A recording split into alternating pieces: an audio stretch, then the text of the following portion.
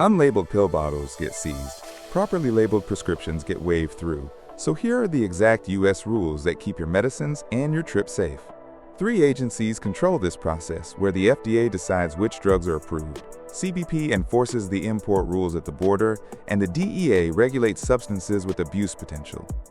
Every medication must travel in its original pharmacy container showing your name, the exact drug name, the strength in milligrams or milliliters, the dosing instructions, and the dispensing pharmacy. If you lack the original container, you must carry either a copy of the prescription or a medical certificate in English that states your diagnosis and explains the clinical necessity. You should pack only what you will personally use in the United States, with a standard ceiling of a 90-day supply for each medicine. If your stay exceeds 90 days, additional supplies may be shipped to you in the U.S. if you can prove personal use with documents such as your passport, your visa if applicable, an English prescription, and a signed doctor's statement. Any medicine not approved by the FDA is not permitted for personal import and is subject to confiscation during inspection. Because brand names change across countries, you must verify the active ingredient on your label instead of relying on the trade name.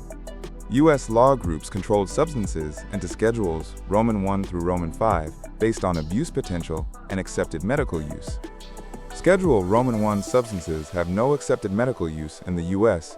and are completely prohibited from personal import. Schedules 2, 3, and 4 may be brought only under strict conditions that include original packaging with the insert, a physician certificate in English, a quantity not exceeding 90 days, and mandatory declaration to customs. Schedule 5 follows the same 90-day limit and declaration requirement, but a standard prescription is sufficient instead of a formal certificate.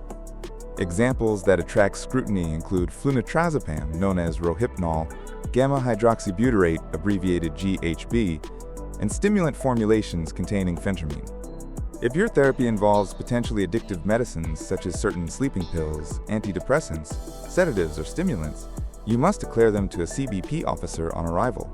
Those controlled medicines must remain in their labeled pharmacy containers at all times, because loose tablets and unlabeled bags can be treated as suspicious and confiscated.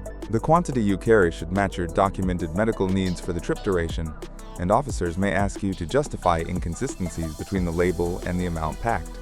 A concise English letter from your treating physician should confirm your diagnosis, list each medicine with its exact name and strength in milligrams or milliliters, and state that the treatment is supervised. You can view a sample of such a physician's confirmation at go.wikiusa.org/drugs. Nothing in this guide promotes obtaining controlled substances without a valid prescription or bypassing law enforcement, and policies can change.